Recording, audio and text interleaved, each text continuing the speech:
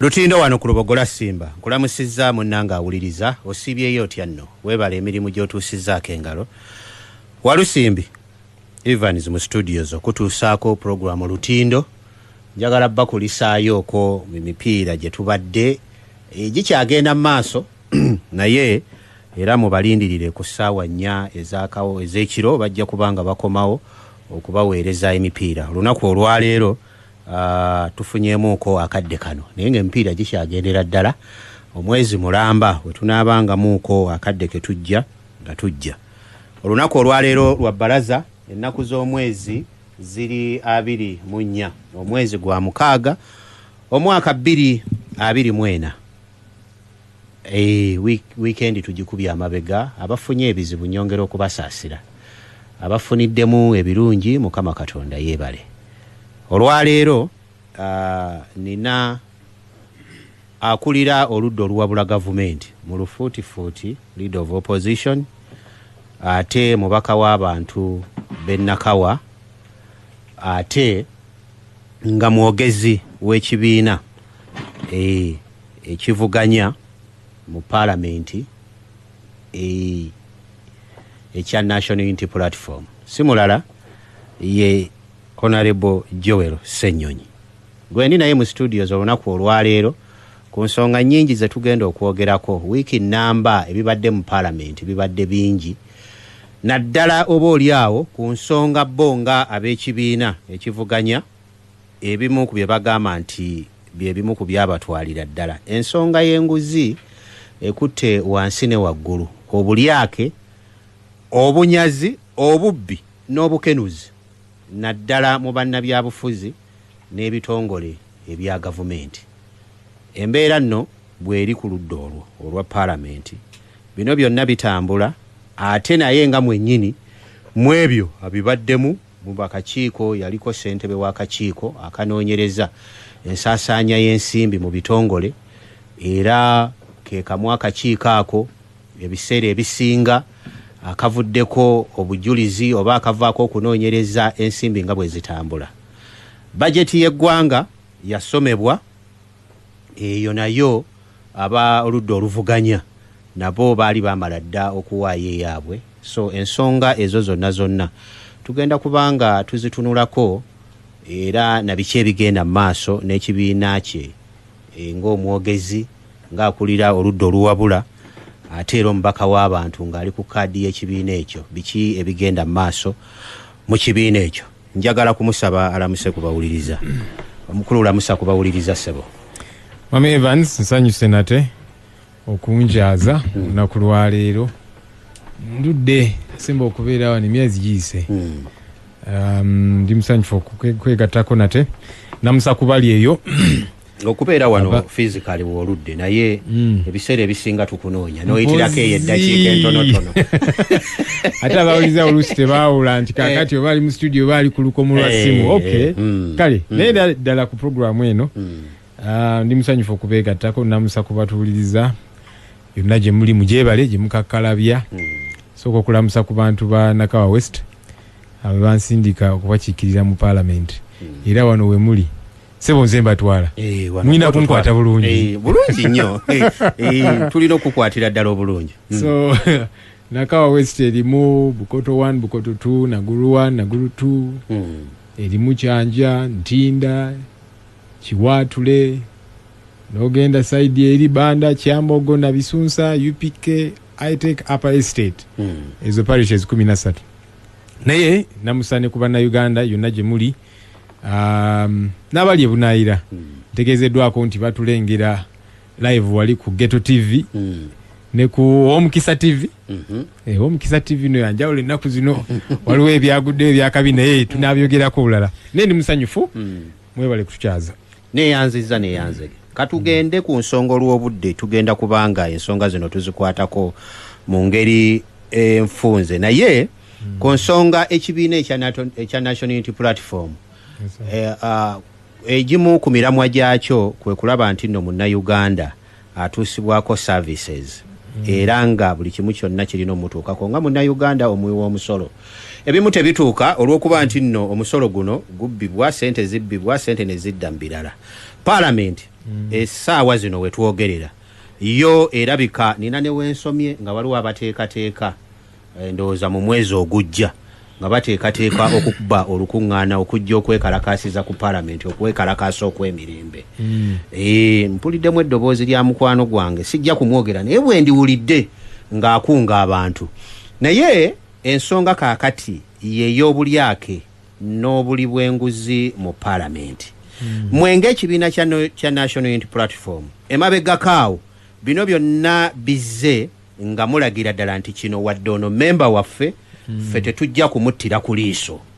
Naye njagala kubuuza embeera kati nga bweri abantu nga bwe batandise okunokolwayo waliwo n'okussa emikono kwa okuleeta ekiteeso ekijja abo mu offices omuli n'ow'ekibiina kyo ekibiina gwe kitakyamanyi nti kati komishona waakyo ng'ekibiina kya National Unity Platform kino kiraga ki ku kye mutuuseeko era kiraga ki ne gye tulaga? Ebibuuzo ng'obuuziza bingi omulundi gumu. Naye nja bisunaasuna tusooke tutunuulire embeera y'obulyake gye bukwatiddwa mu paalamenti. Paalamenti yaffe eyo simanyi yeetaaga ssaala empitirivu. Naku zino ngisabira ndi musajja musabi. Waliwo bye ntunuulira ne ŋŋamba ne kino nakyo kibaddewo ne kino nakyo kikoleddwa kwegamba ne bikuyitirirako. Paalamenti siga erimu ku masiga asatu. Siga ekkulu ennyo eyo gye tubagira amateeka gye tuyise embalirira tulondoola emirimu gya executive n'okukiikirira abantu baffe. Kati buvunaanyizibwa bukulu nnyo mu mawanga agali serious ku nsonga ezimu. Parliament oba legislature ebeera nkulu nnyo, ebeera n'obuyinza bungi. Parliament zigoba aba president oba ba executive prime minister nti gwe tukugobye genda ebeera n'obuyinza bwe butyo. Naye Parliament yaffe eno erimu obuzibu bungi. Yawambibwa politically nti ebintu bingi byetasobola kukola lwa butiitiizi. Tuba twagala okukwasaganya kino ne babayita ekyankwanzi oba State House Entebbe tyamujje bakomawo nga boogeza birimi. Naye ate kaakati nga tuvudde ku ebyo kubanga ebituze tubiraba emyaka gino gyonna nali mawulire okumala emyaka 14 nga tugoberera ebigenda maaso mu Parliament ng'olabira ddala yawambibwa ng'oluusi bambi Speaker Rebecca Kadaga yimirira wali na Kambwala n'abyogera byonna naye eventually bamuyita ne bamugamba wai kino kyetwagala n'abaga takyalina kyakkola. Naye ate kaakati no Parliament tususseewo n'okusukka waawo nga tuvudde kuwambibwa politically. Bannanga obubbi obuli mu Parliament ya Uganda tebutegeerekeka. Ate ekizibu obubbi obutandikira waggulu ku ofiisi esingayo obunene obukulu mu Parliament awo wali ekizibu mu ofiisi ya Speaker wa Parliament. Yenze nkyogedde ndaba ntunuulidde mu galubindizo. Yenze Joel Ssenyonyi gw'okyogedde leader of opposition era omubaka wa Naka West nze nkyogedde. Obubbi obuli mu Parliament obuzibu buli nti butandikira ddala mu ofiisi ya Speaker. Kakati awo wabeera obuzibu akakyankalo n'okwolaba eno yonna kabiira ddala wali. Era bwe nalabye Mwai Museveni nga akambuwala yekambuwaza yabadde yekambuwaza nti kakati these corrupt people I will crush them. Nengamba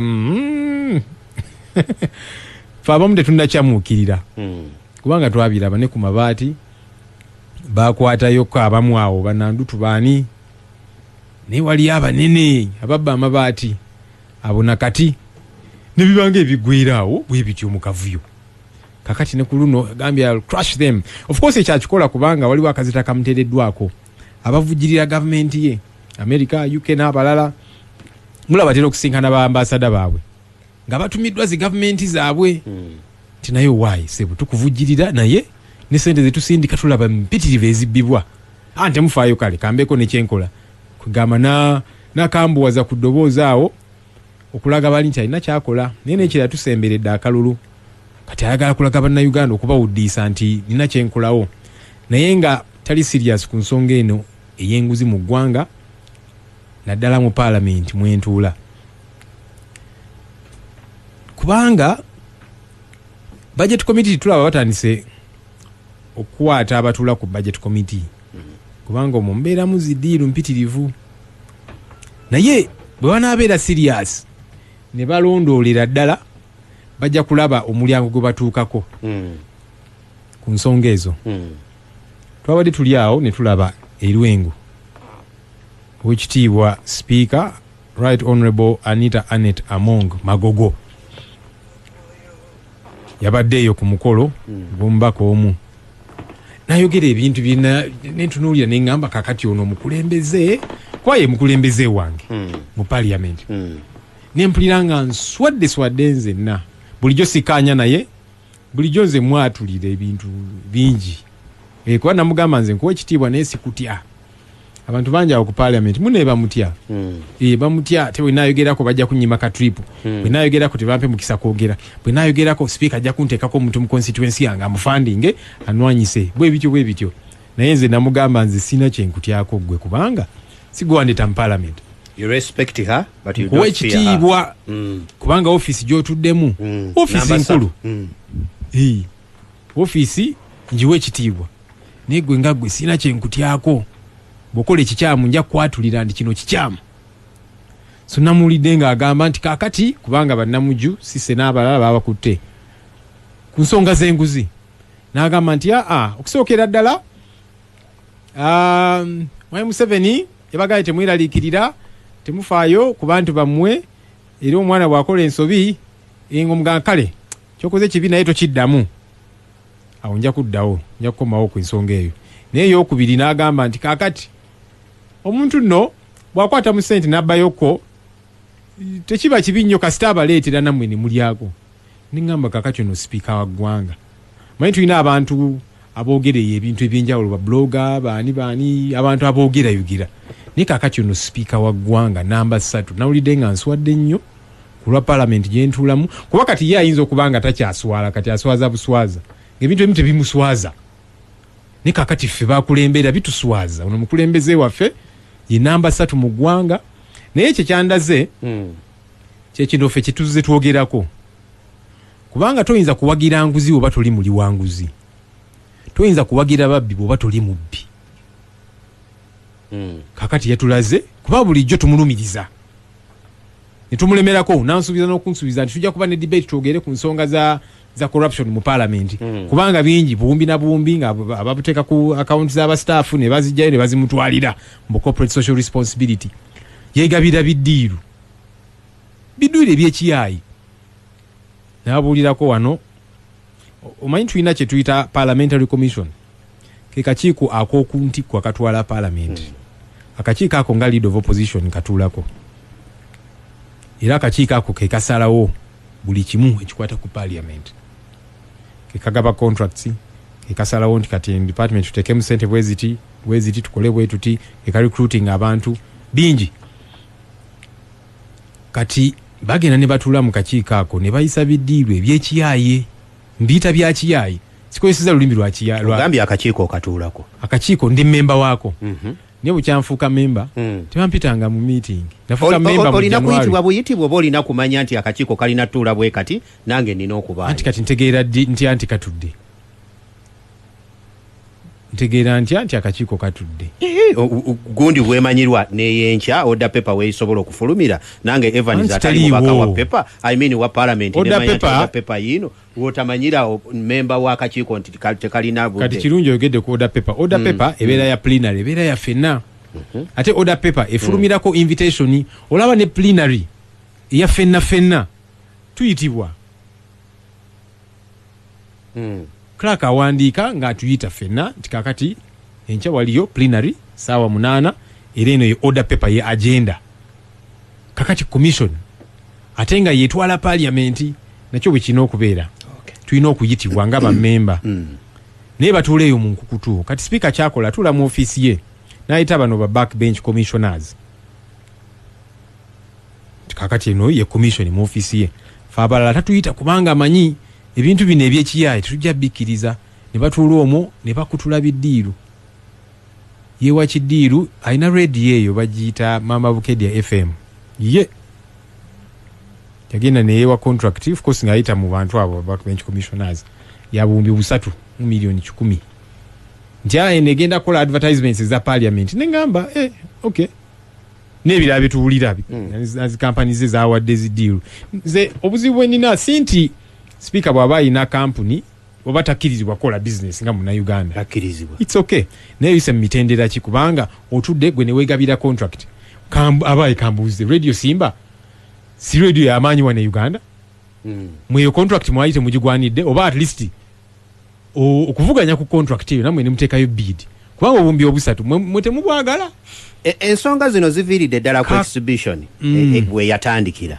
exhibition yeno bwe mala okujja nekwatiramu ow'ekibiina kyo ebiseera ebyo yali rope n'asigala ate nga n'aweebwa ekyo obwa commissioner ebintu bino ne bigenda nga bijja mpola ku ludda oluvuganya ne wabanga waliyo omuntu omu atunuuliddwa nti oyo yali mu bali b'enguzi naye ebintu nga bwe bizze bitambula era lisiti z'abantu zitandise okuvaayo mwami Ssennyonyi era n'abamu ku batandise okufulumira mu lisiti ezo abamu kati bali mu nkomyo n'abalala banoonyezebwa kati ne ku lisiti ezo ezifuluma kuliko n'amannya g'aba opposition b'okulembera nga n'agamu n'erinnya ly'okweriri embeera eno abantu bano singa baba nga bakwatiddwa oba abantu bano nga balina bwe batuusiddwa mwenge ekibiina kuba mwe mugenda kuvaayo mutya Marisa bamalize ka point kano zile ku nsonga eyo engeri commission je kwasaganyamu obuvunanyizibwa bwayo so binje bimuze mu biraba ti commission kubanga contract yonna okugabibwa commission yino okugigaba bagenda ne bagula generator 2 za makaga speaker ne deputy speaker makaga abwe bonga bo private homes ne bagula generator 2 buli emu ya 80 kilovolt amperes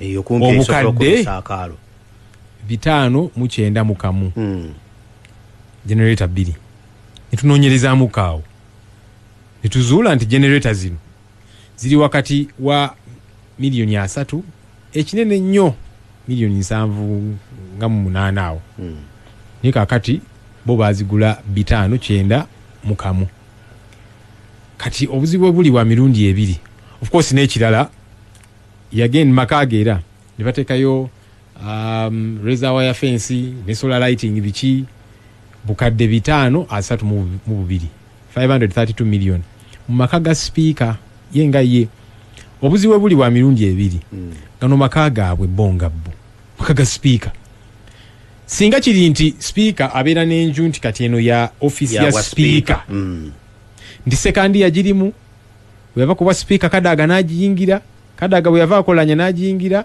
olanya bweyafa amongo najiyingira era amongo enkyabwa anava akumula najiyingira kiba kyanjawulo ni kati gano maka genga ye okuluti ekintu bwe kityo ate n'ekirala okikoze naye oyongedde mu sente empitirivu inflating the prices kubanga kugambye ntukoze research ezisemberayo ddala okubeera expensive bukadde 7.8 kati gowuza 5.9 mu kamu ate obiyisiza mu nkukutu mu commission meeting ezo batulanga fabala tebatuyise nali ekalungu ku mukolo ogumu okitibwa Nabbanja yaliyo nayogera era ne musomooza ku nsonga ez'amabaati weyaje okugera nagamba naye Europe lwaki ompita omubbi w'amabaati ze wandabako mu commission mwaba bali begabira sente 5 n'endala ate nga alina okubaamu kubanga akakiiko koyogerako naye alina okubaamu anti full member kati mwekyo nafunamu nti naye bamusidelininga ne minister finance and of course bote bajja kwogera nga nze bwenjogera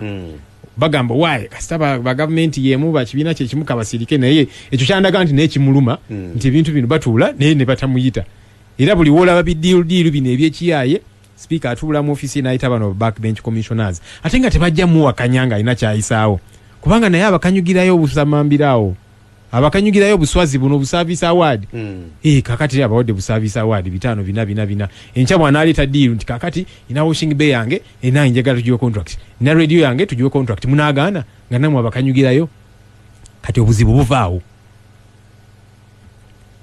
oyogedde ku kyokukwata ababaka nze nkyaniriza kubanga obubbi bususse ninga bwe nkugambye nti sinnakyamuukirira kubanga tuzze tubiraba bajja kukwatayo abamu bawuddise eggwanga nti ensonga eno bagiriko nnyo naye ababbi bayitirivu oyogedde ku lisiti ezitambula of course ne bapropagandist nabo babibuukira nti anti kakati naawe twalabe kirisi nakirisi kyenalabe nga kiyitingana ku social media kakati ekyo kuba naawe okyogeddeko ani yakiwandiise mbuuza gwe sebo kuba gokimbuuzizza kirisiti ekyo kati naye nkubuuza eyo lisiti zabadde police summons zabadde ki n'ebirala bwe byatandika bwe bityo ne tugaa nti ani kinani yakiwandiise kinani yakifulumizza ebiriwa tugenda okuwulira ngafu exhibition yatandika oluvannyuma oli n'avaayo nti nze nakiwandiise ekyokubiri ku nsonga eyo yennyini nina munnamawulire munnange gwenkwotinga ng'okyali kakiiko akakosase okakulira gwenkwotinga ng'aga nti bino ebyennyonyi we byabeererawo kawumbi kala biliyoni 14 ssennyonyi baazimuwa naye mu ezo ssente naye mwali munnamawulire munnange sijja nakugaana kwatula linnya lye nsobola okumwatula kuba ku social media abeerako yani oyo Irumba kale mwatudde kuba mukwano gwange ningaga ssennyonyi naye yalya kamera mu gintunuzeemu gintunulizeemu ddala ngikutegeeze konze okay ssennyonyi muntu wange nja kumuyita ate Irumba nali mbaddeko naye lwakuba mbadde sinafuna mukisa naye bwakyogera wano nawali temanya kati eyo nyinza okuwa nti eyo source kale kakati nze bwe ntuula wano ne ŋŋamba nti speaker ayonoona ssente z'omuwoomusolo nyinza n'okugamba nti azibba nga si kirumyemu nina obujulizi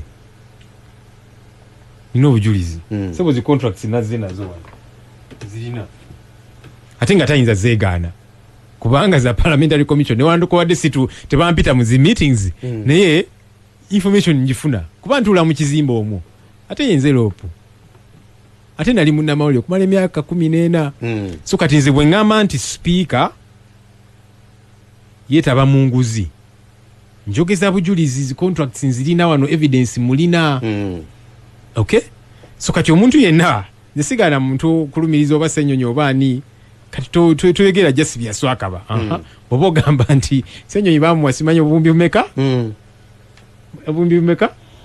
oli mu 14 anti kakati wali mubuuziza kati nganze bwe ngamba bwe njogedde ku for example generator obukadde 591 kiwandiko kiri awo njogedde ku electric wire fence bukadde 532 ekiwandiko nkikuwadde so simalaga ogera byaswakaba bya politics evidence wuyo bwe nayogera ku contract ya radio ye obumbi 3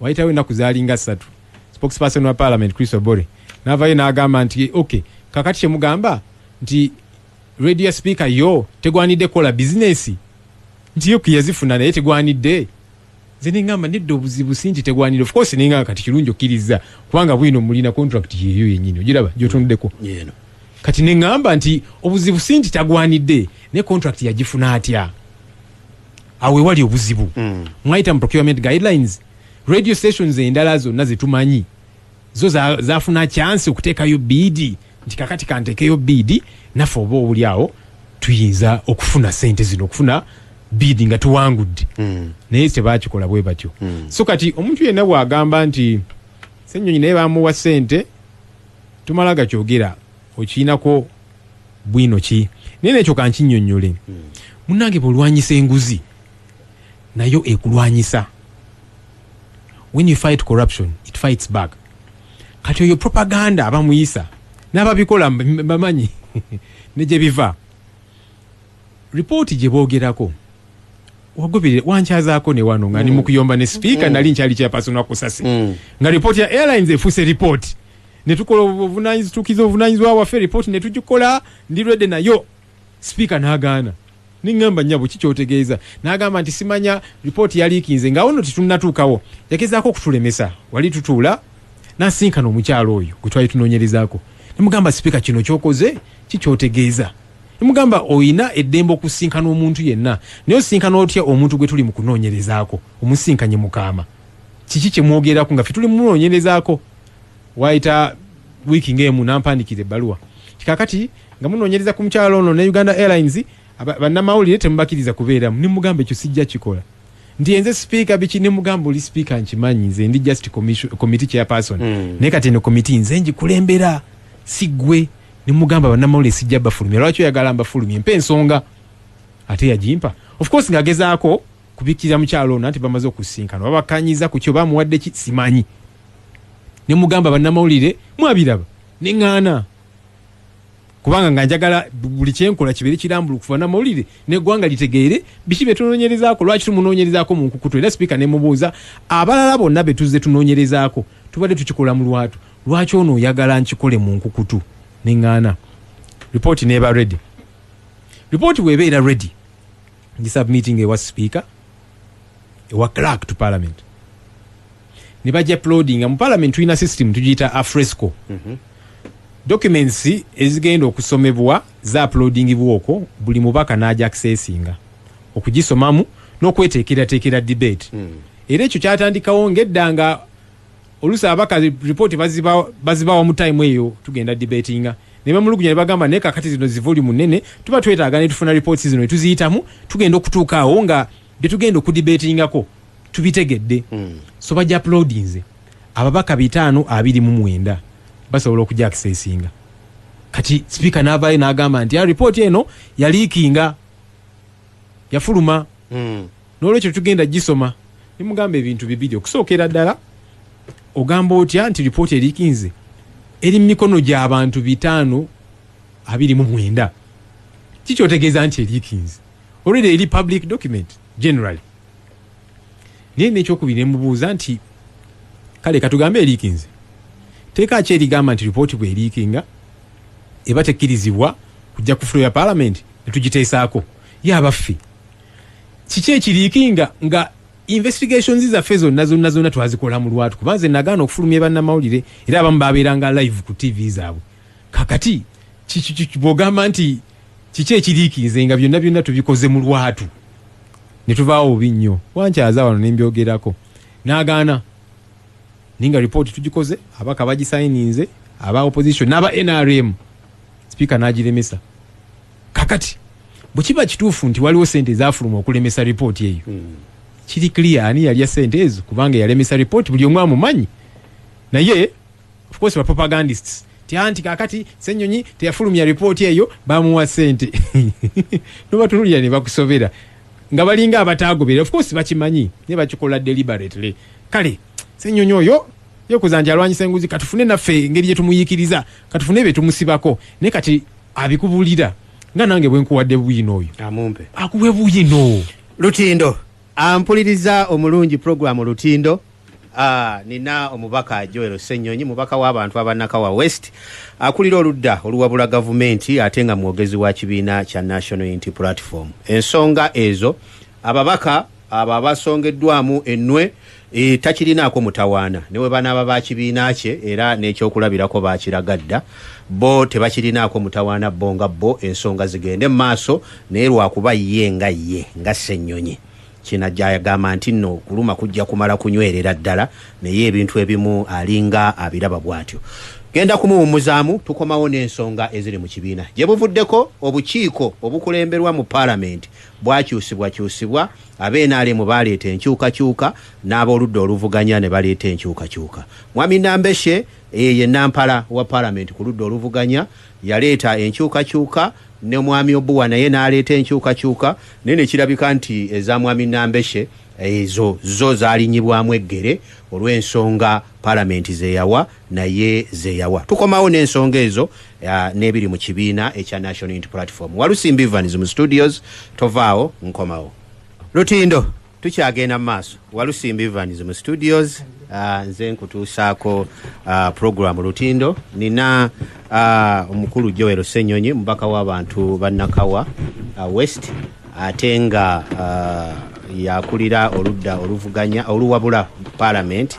oluwabula government mu parliament ate nga mwogezi w'ekibiina ekya National Unity Platform nkulamusiza mwami Walusimbi era nsaba ontuusiza okusiima kwange eri loopu waffe nti yeebale obutatuswaza buli kimu akitambuzza nga bwe kirina okubeera nsaba loopu wange aboolaba ababaka bonna abakyusibwa ku bukiiko ne balemerako nga beeyambisa sipiika omulyake era muŋŋambire nti naffe abanyigiriziddwa essaawa yonna tugenda kwekolamu omulimu tulyoke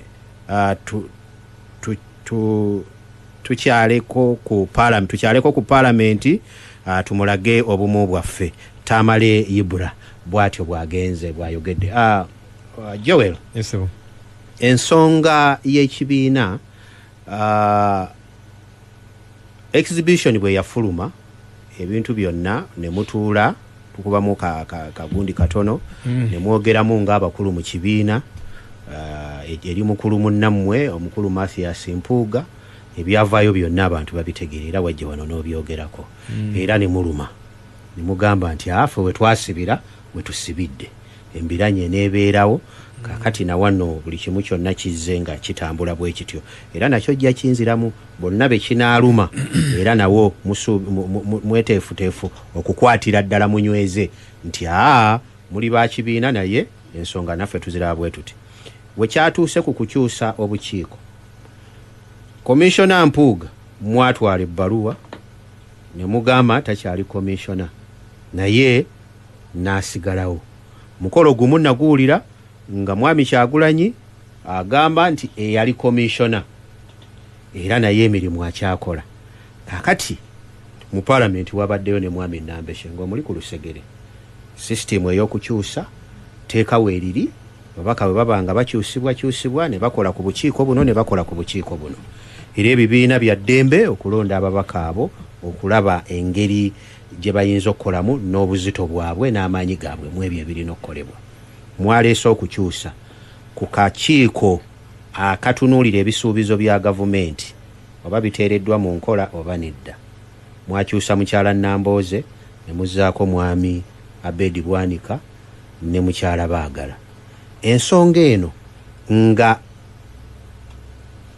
amateeka weegali ne bye mugoberera weebiri kiki ekiganyaawo kuba nalabye sipiika ng'agamba kino kigende mu kusalawo kwa paalamenti. Olowooza kiki ekyalemezezzaako abangi abantu bano ne basinga mmwe bannannyini bo? Bibiri by'obuuzizza kantandikire wali ku babaka aba opposition nabo abateeberezebwa okwetaba mu nsonga z'enguzi. Munayo mubbi abeera mubbi. Olwo yambuuzize nti kakati ababaka bali ku ludda lw'okulembera tobawolereze n'enganze empolereze omubbi ku lwaki mba muwuliriza. Oba oli wa NRM oba oli wa opposition omubbi abeera mubbi. Ate nno ensonga ya cooperatives ansubira abantu bano banaagigenda mu buziba bwayo kubanga sente za cooperatives obuwumbi 164 bwabbiwa mu paalamenti ewedde ey'ekumi nga mulimu n'aba opposition. Era kansubire banaagenda ensonga eno buziba bonna n'abo aba opposition kuba mpulira abamu baagala bataasa anti kakati ono tumuleke alina omulimu gwatukolera atuyambako oba okwawula opposition oba okukola ki bwe bityo. Mulimu amannya g'aba opposition ababba ssente z'omuwoomusolo. Katusuubire abantu bano nabo banaakwatibwa ku nkoona kuba tulina okwetereeza naffe. Tuyinza kugamba nti kakati oli opposition tuvumirira gavumenti ya Mwai Museveni lwa bubbi naki ate naffe ne tukola ki ekimu. So abantu abo katusuubire bonna kuba ebintu bingi bigenda mu maaso mu paalamenti yaffe eyo era ne bw'owulira baaza amaka g'ababaka ne basangayo akawumbi byebyo. Waliwo omu nawulira basanga kadde 10-18 mu mmotoka ye era gitute ku washing bay ne bazibbamu. Waliwo gwe nawulira agamba ne kakati mu mmotoka ye oba mwabaddemu 10-18 ewaka waliyo mmeka simanyi n'ebibuuzo bingi ate ansa ntono. So kwegamba tewali muntu ffe gwe tugenda kuttira ku liiso nti ate oli waffe oli adifacto waffe tuba tujja kulemerako nnyo kuba tulina okulaga ekifaananyi nti nga Mwai Museveni ye bwa protecting abamuliraanye abamwetoolodde ababba ssente y'omuwoomusolo agamba ono tumuleke ono twalwana naye bwe bityo. Ffe tugamba nti owaffe ate tujja mukolako nnyo okulaga enjawulo. Kati nga ngenze ku nsonga ey'obukiiko. Etteeka lituwa ebbeetu okukyuza obukulembeze bw'obukiiko bwe tuvunaanyizibwako. kakati fenga opposition tuvunanyizibwa ku bukiiko buna: park Kosase, park central government, park local government ne government assurances. Then bannaffe balina obulala. Eyasooka okuleeta ennongoosereza yali government chief whip nga bakyusa mu baabwe. Abamu ne babasigaza ku bukiiko baali bakulembera, abalala ne babakyusa. Era tewali nsonga gye yawa kubanga etteeka terigamba nti olina okuwa ensonga yonna. Naye of course babeera n'ensonga zaabwe. Tuwulira abamu ku bantu baabwe baali babba ssente, baali bakola ekkobaane n'ebitongole ebimu mwabiwulira. Simanyi ne babidiscussing eyo museeke ne bagaaka bakyuse. So abamu ne babajjako, abalala ne babalekako. Hamson Obuwa Honorable Government Chief Whip n'asoma amannya aga ono tumulese, ono tumukyusizza nga tawadde ensonga yonna kubanga etteeka ligamba at any time. Bwe yamaliriza naffe nga tuyita mu Honorable Nambeshe Chief Opposition Whip tugamba twagala kukyusaamuko. Tukyusa Honorable Abed ne Honorable Joyce baagala ku kakiiko ako ka Government Assurances, ne tuteekako Honorable Sewungu nga chairperson ne Honorable Betty Naluyima nga deputy chairperson. Mwagala kukyusa baaki? Ninga sokuleke. Nga mmwe bwe mukyusiza abammwe tewayise na dakiika 5 naffe tuzo okukyusa abaffe kubanga etteeka litukkiriza. Ne ntunula ne binsobera. Nga ndaba abalwanako speaker, baminista bali omu nsi, Hamson Obuwa n'abalala. Kuba akakiiko kano kalina kulondoola gavumenti. Kati bano nga balwana edda abo ffe betwagala otulondoola, batulondoola bulungi, lwaki mwagala obbakyusa? Ningamba minate nga binsobedde kubanga ffe tubavunaanyizibwako. Bwe tugamba nti tusazeewo kubakyusa tetulina na kuwa nsonga. Nene ngamba kale ensonga nja gibawa kubanga yo weeri nga nammwe bwe muyina ensonga newankubadde temugituwadde kuba etteeka ligamba munyine gituwa. Naye ffe twagamba akakiiko kano tekali active. Obulala buli active, butuula meeting zibeerawo naki, naye kano wali owuliddeyo ku meeting gye batuuzizza. Oli munnamawulire yogera amazima. Na olabako mwami Abedi oba yali ku floor ya parliament n'asoma report n'asaba n'ababaka abavunaanyizibwa ku bisuubizo bya gavumenti mu bitundu byabwe bajje batandike okuleeta ebintu ebyo ateeketeeka alabe. Kati report gye yasoma yagisanga mu ofiisi. Report yakolebwako Honorable Namboze ne Honorable Sewungu nga bakyakulembera akakiiko ako. Era yakyogera nokyogera kino report bannange bagikola naye kati nze nnyingiddewo kuba yagisanga eri ready. So report gye yasoma teyali naye ye.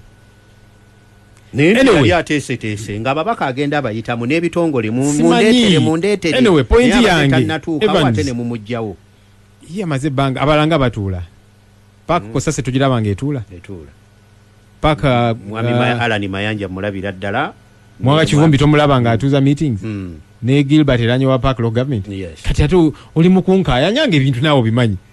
Anyway, nga bwe ngambe nti twali tetwetagana kuwa nsonga yonna. Nga bannaffe aba NRM tebawa nsonga. Bwalaba Hamson Obuwa asoma amanya n'akyusa ono n'amulekawo alina ensonga gye yawa yonna. Mbuuza gwe ssebo kuba oli munnamawulire wabigobere kaakati lwaki bwe kyatuuka ku ffe mwino tuwa ensonga ningamba mwami bali omu nsi ng'alemeddeko n'alemerako abo nno akakiiko ako kalina kulondoola abo. Kati bo nga bagamba nedda ffe bano batulondoola bulungi, ffe betwagala okulondoola batulondoola abantu baffe abo, lwaki mwagala obbakyusa?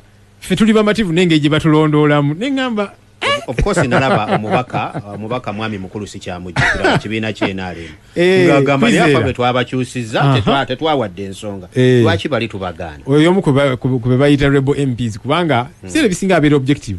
So naye yali akyubakanye n'agamba sokoleke ffe twakamala okukyusa abaffe tetuwadde ensonga, lwaki bali mubalemerako okuwa ensonga? Obukiiko be babuvunaanyizibwako. Naye anyway ensonga nayo twagitegeera nga bagamba bano ffe batulondoola bulungi, betwagala batulondoole mutulekere abantu baffe. So nemba waayo nenga kakati bano ffe tetukya abavunaanyizibwako bali aba NRM abaminista abalwaniridde kubanga mubalondoola bulungi tubawaddeyo eri bo ffe temukyatukiikirira. Leader of opposition. Yes sir. Already olina vacancy mu parliamentary commission, parliament commission. Mwami Zaake taliyo. Mwami Mpuuga temukyamubalanga commissioner. Ebyo ebifo kumpi bikalu. Kakati oyongeddeko ebifo ebirala ebikalu ekya mwami Abedi ne mukyala baagala. Emirimu gigenda kutambula giti. Commissioner eri bitambula nawe kenyini tebakuyita. nti jangu tulabe emirimu gya parliament bwe ginatambula ate ng'ovunaanyizibwa okutuulako. Akakiiko kennyini era kavaayo nti tekakola. Kati gaapu zino ezigenda zeeyongera mu kibiina ku ludda oluvuganya tezongera okuwa parliament ebbeetu okukola byeyagala. Naye already bano babadde tebatuula. Kakati difference kyeriwo. Oli omulala commissioner gw'ogambye nti tekiwa commission beetu okukola bye babadde baagala bulijjo si bye bakola ne batuula ne beegabira zi service award. Kati kyanjawulo ki? Ate n'ekirala ekyo tekitegeeza nti tebalina kumpita kubanga omanyi tulina aba backbench commissioners. Kakati nze akulembera side emu ne Nabbanja ow'ekitiibwa akulembera side endala tubeera front bench commissioners. Kakati oyita otya abantu ffe betukulembera ate ffe abakulembera n'otatuyita biki by'okweka? Naye anyway ekyo kyogambye nti kakati nga bwe twamu entugamba nti kakati bwasigalayo takyali waffe takyatukiikirira nti kibawa ebbeetu okukola bye baagala. Bulijjo bwe batyo bakola kyo dola twamugamba aveeyo kubanga mu kutuula okwegabira zi service award naki ebyo bulijjo babikolera abantu babyekolera bonga bo. So katoyinza gamba nti ate kakati oli bagenda kukola bye baagala bulijjo kye bakola kyo dola twagamba vaayo bw'osigalayo oba tokyatukiikirira. Ate ffe munnange twagamba nti yes ne bwe kiba nti kale tukoze loosi kwaliwo omuntu omu gwenawidde agamba nti naye kakati abantu bano NUP egenda kubafiirwa. Kakati tunaasirikira ekikyamu kubanga tetwagala kufiirwa muntu agenda oba agenda after all tumugambyeko ng'akola ekikyamu. So kakati okugambako nti okoze ekikyamu nekitegeeza nti tugenda kufiirwa. It's okay katukufiirwe kulwokukola ekituufu tujja funa omulala. So tubeerawo mu kutya nti kakati tutya abantu abamu bajja tuvaako ono bona omugambako nti ali enguzi ono oba omugamba namugambako nti byakola tebitegeerekeka biki mbwajja kunyiga atuveeko. Ampuliriza omulungi nkomawo n'ekitundu ekisembayo temuvaawo. Lutindo tukyagenda mu maaso. Walusimbi Evans mu studios nina omubaka Joel Ssennyonyi akulira oludda oluwabula gavumenti kibiina kya National Unity Platform. Mwami Ssennyonyi nzize mpulira abakulu naddala bannaddiini muntu bw'asobya omusonyiwa omuntu naawe gwe basobezza naawe tokuba nnyo naye nga basigalaawo message ey'omuntu omukulu bw'aba agikuwadde omanya ki kyategeeza. Olwaleero Buganda obwakabaka bwa Buganda minisita wagwa amaze okusoma budget ya Buganda naye Katikkiro bw'abadde ayogera mu kwogera ku okusoose agambye ebyobufuzi bino wabaawo asonyiwe naawe asobezza. Njagala kubuuza mwe ng'aba National Unity Platform embeera eno yonna kuba Mwami Kyagulanyi we yali ayogera luli yagenda n'aga nti twanoonya abantu nabo we bajja netulaba ng'ate abantu ba muzinzi abantu basobola okutwongerako abantu bali experienced mu kye bakola naye ate bwe bigenze bitambula abantu abo bayogerako ne babalabikanga ate be bali mu ensobi oba ne balabikanga be bali mu ensobi. Naye okwogera kw'abannaddiini n'abakulembeze abalala singa abantu bano bonna ekibiina kya National Unity Platform bekivuddeyo ne kiraga nti nno bano basobya ne bakomawo ne bagamba ensobi twazitegeera era twagala kuddamu kutambulira wamu. Ekibiina kyetegefu okwaniriza abantu abo bwe kiba kyetegefu mitendera ki gye bayisobola gye bayinza okuyitamu. Naye bulijjo munnange kyetubagamba bulijjo kyetubagamba okukola lwakubanga basalawo okwekangabiriza obutakikola. Ffe twaniriza okuwabula kw'abakadde baffe abazze bagamba nti naye mutuule mukanye ku nsonga zino naki. Nze nsuubira ekyo bakyogera era kubanga tebalina bulungi information. Tewali butakkaanya bwonna kubanga abamuwulira nti ono alina obutakkaanya n'oli oba ki. Nedda kino kyekuusa kukubba ssente za muwa musolo. So toyinza gamba nti obubeera butakkaanya ate butya wakola byewakola tukusabye obitereeze n'ogaana. Kati ogamba otya nti kakati waliwo obutakkaanya tutuule tuzigonjoole tutya. Okay twagamba engeri y'okuzigonjoola zizzeeyo weetondere eggwanga.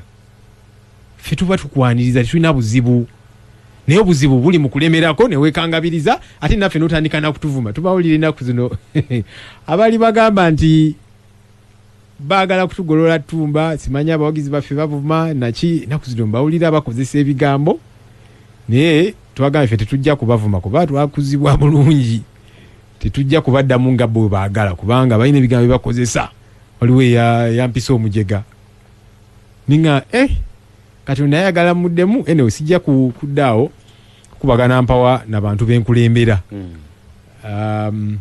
naye ate nga mukulembeze yayogedde ekyo ne musaasira bambi lwa bunyiivu naki akazito bakawulira kabayitiriddeko so anyway fe point eri nti tewali butakkaanya buli personal wakati wa muntu yenna oba n'omulala kubanga tubadde twogera ku mikono gye basayininga wano abaka bayitirivu aba NRM basayininzi kakati abo nabo balina obutakkaanya ku munnaffe kubanga abamu bagamba nti amunnaffe ono waliwo obutakkaanya kakati abo ba NRM sina abakibiina kyaffe nabo basayininze agobewo ku kifo ekyo ne banna abalala kati nabo balina obutakkaanya naye si bwe kiri so ensobi bwekolebwa gitereeze kyetuze twogerako naye lema kukipotoyinganga nti kakati butakkaanya simanya tebanjagala naki kati waliwo abagamba nti Ssenyonyi oyogerera nnyo sipiika kubanga tumwagala mwagaze eki mwagaleko ki sipiika nze ndi loopu alina obuvunaanyizibwa bwe nange nina obwange infact obuvunaanyizibwa obwange obumu ku bwo kulondoola mirimu gye gyakola so bwe njogerako nengamba nti sipiika ekyo kyokoze kikyamu ezo sente z'oli mu kukukusa kikyamu tekitegeeza nti simwagala kubanga sina responsibility ya kumwagala so kati ababiteekawo ebyo just baba bateekawo mbeera mpya just oyayogera kubanga tanjagala kale ne bwe kiba nti takwagala katugambe naye ensonga erimu eggumba awe wali obuzibu 5-3-6-9-7 sosa noti 4 njagala eddakiika nga 2-3 ebibuuzo kimu 2 tubuuze mwami Ssenyonyi ekibuuzo n'oluvannyuma tusobole okufundikira Olutindo Radio Simba hello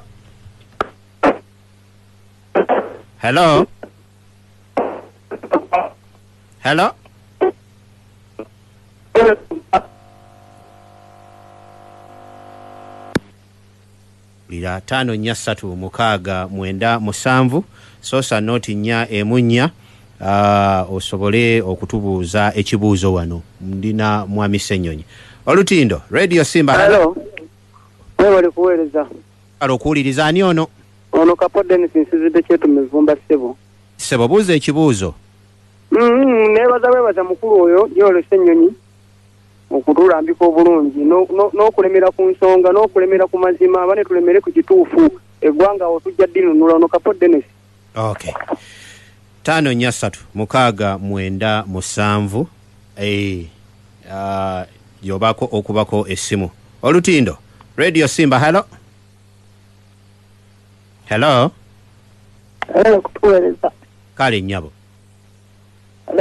nkuwulira yogera amanya naseruka misi nasizidde no magonga sebo ate Joel Ssenyonyi yawala kutumukyalizaako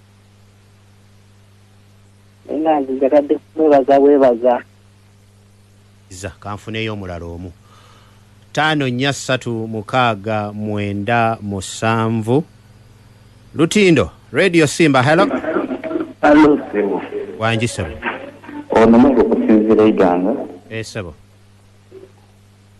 okusomesa k'omusaada oyo tumuwulire bulungi ayi singa abitakukuneno mu buso gaabwe abasaada beno wala singa afunayo ku kiseera edda ku radio tino mu buso gaabwe yabuliraku ku abantu beeno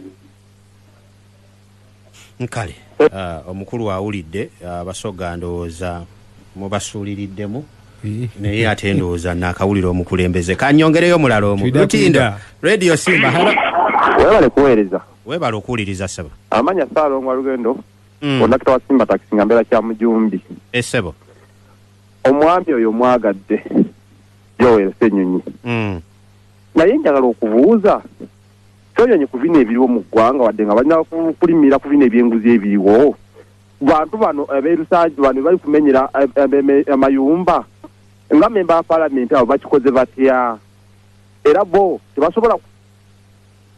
Okay, kale neyanziza tufundikire n'ekyo mwami Ssenyonyi. Abantu abagobaganyizibwa mu ntobazi ezigambibwa okuba entobazi ng'ate tulaba ate waliwo n'ezirabika okuba entobazi ennyo n'ennyanja ng'ate zo zonoonebwa mwenga palamenti. Twebaza abakubi amasimu Kapo Dennis, waliwo omukulu omulala akubidde mu kifo bakiyita Magonga oba kifunye bulungi nga beebaza. Then omukulu omulala akubye okuva Iganga. Abasoga tuida kuida bababa ne bamama. Tujja kujja, of course tulina abantu bafeeyo Honorable Kaluya atambuza bulungi obuvunanyizibwa naye naffe tunafunanga ku chance tujja kujja tubakyalireko. Saalonga ayogedde ku nsonga za Lubigi ne Nnema.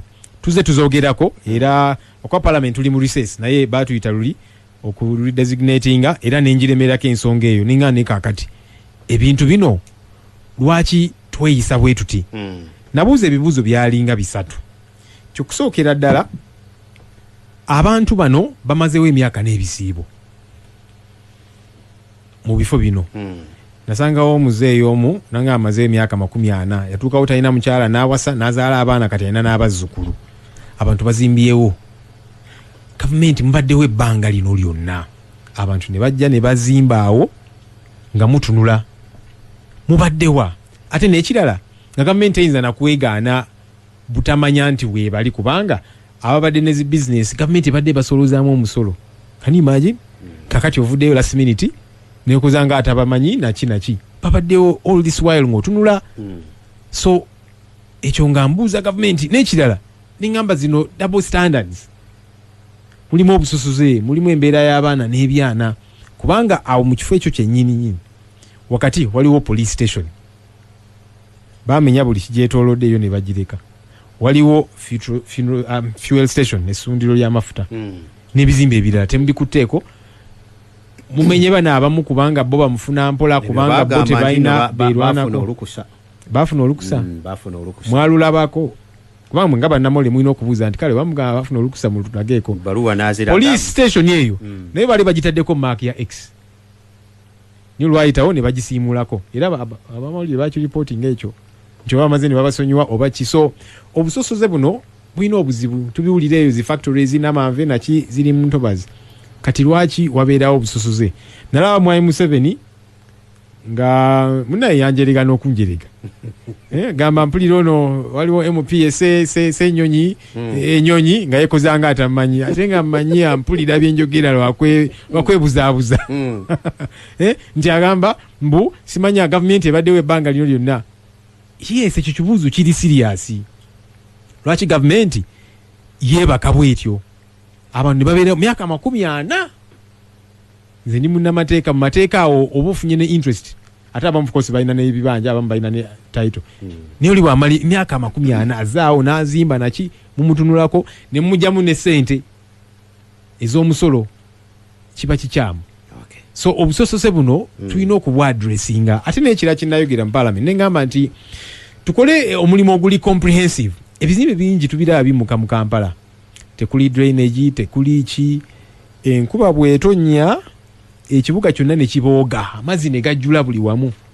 Kakati tulina okukola plan eri comprehensive obulungi. Mu kyogamba katugendereko baana abatono bana abatalina mwasirizi naye ne tuleka abanene bo bazimba agazimbe tekuli plan, tekuli drainage, tekuli ki. Kati obanga ayoza n'oyanika mu ttaka naye nga kigendererwa kubanga kunyigiriza bantu ba bulijjo. Onangambye yedi ndowooza katusembyeyo kano. Does the opposition in parliament still have any importance in parliament or they are used to rubber stamp NRM's gains? They should leave parliament. Mukozesebwa bukozesebwa temukyalina seconds muddemu. Okulowooza okwange nti buli platform yonna gye tulina tugikozese. Kati wano wampise kubanga ndi member wa parliament, wampise kubanga ndi leader of opposition. Oba oli awo tewandimpise. Oba oli awo bino byenjogerako saali byogedde, oba oli awo eddoboozi lino teryali baddewo. So yes, frustration zibeerawo naye buli platform gye tulina tugikozese. Ate nze nga ngamba nti kino tulina n'okukijja ku just abaka ba parliament. Fenna nga bannayuganda tulaba ekigenda maaso mu Kenya.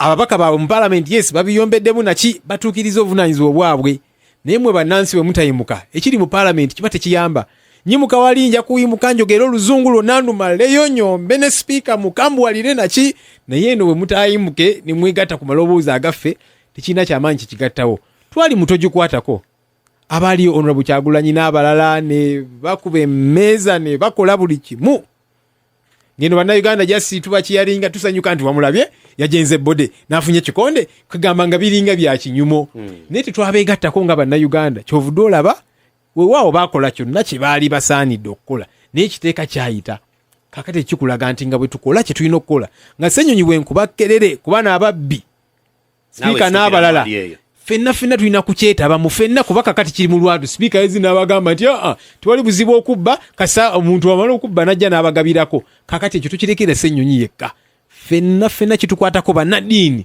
abakulembeze b'ennono bannayuganda mu bannamuli fenna kitukwatako tuyimuke wamu sibula bawuliriza abatuwuliriza mwebale kutuwuliriza mwebale kubeerayo twongere okuyimusa amaloboozi gaffe bwe tugagattako kiyamba nnyo njagala kwebaza ababeera ku social media eyo nga babanja nti kaakati buno obubbi nedda nga mubyogerako kyosobola okukola kyogereko kuba omuntu mulala ayinza okunafuya n'agamba ng'okyogerako bwogezi just wano ku Twitter lwaki oba togenda ku street nakikale waakiri akoze ekyo naawe kolayo kyosobola okukola omukama bakuume